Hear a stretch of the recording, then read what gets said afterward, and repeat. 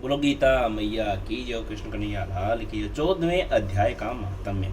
श्री नारायण जी बोले, हे लक्ष्मी, उत्तर कश्मीर के राजा सूर्य वर्मा की संकल्प द्वीप के राजा के साथ प्रीति थी।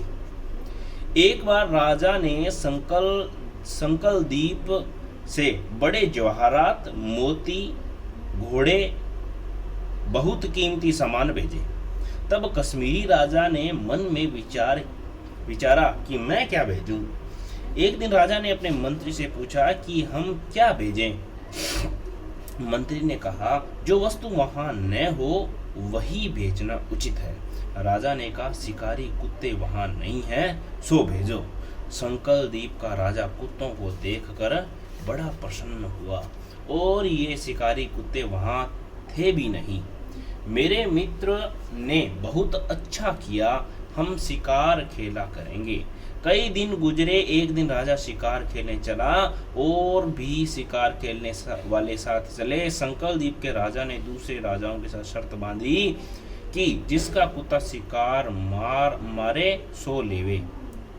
सब राजाओं ने अपने अपने कुत्ते छोड़े। तब एक सूस्या निकला, जिसके पीछे कुत्ते दौड़े। सूस्या दूर निकल गया और कुत्ते रह गए। संकल द्वीप के राजा के कुत्ते ने सूस्या को पकड़ा। लोगों ने शोर किया तो कुत्ता घबरा गया और सूस्या फिर भाग निकला। कुत्ते के दांत सूस्या को लगे थे। रुधिर टपकता जाए, सूस्या भागता जाए और कुत्ते पीछे रह गए। भागते भागते वन में एक कच्चा तालाब पानी से भरा था। उसके तट पर एक कुटिया थी, वहां एक साधु रहता था। तब उस तालाब में सूस्या गिरा और पीछे से वह कुत्ता भी जा गिरा।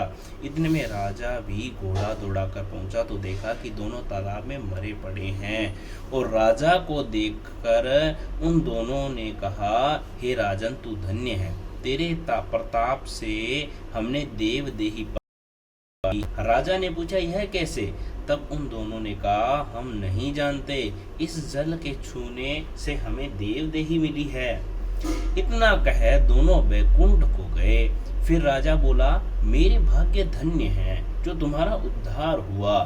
राजा ने नमस्कार करके साधु से पूछा, हे संत जी, वार्ता कहो। उस संत ने कहा, हे राजन, मेरा गुरु यहाँ रहता था, नित्य स्नान कर गीता के 14वें अध्याय का पाठ किया करता। मैं भी स्नान करके गीता का पाठ करता हूँ। राजा ने कहा, धन्य हो संत जी, आपके प्रताप से ऐसी योनियों का उद्धार हुआ है। मेरे भी धन्य भाग्य हैं जो आपके दर्शन हुए हैं। मुझे इनकी पिछली कथा सुनाओ। संत ने कहा, हे राजन, यह सूस्या पिछले जन्म में भ्रष्ट हुआ था। यह कुत्ता इसकी स्त्री थी। इसने स्त्री को बहुत खिजाया। स्त्री ने विष देकर इसे मार दिया। तब दोनों मरकर यमलोक गए। तब धर्मराज ने हुक्म दिया कि इसको सूस्या का जन्म दे दो और इसे कुत्ते का जन्म दे दो। तब इन दोनों ने कहा, महाराज, हमारा उद्धार कब होगा? तब धर्मराज ने कहा, जब श्री गीता जी के 14वें अध्याय का पाठ करने वाले संतों के स्थान का जल स्पर्श होगा, तब तुम्हारा उद्धार होगा।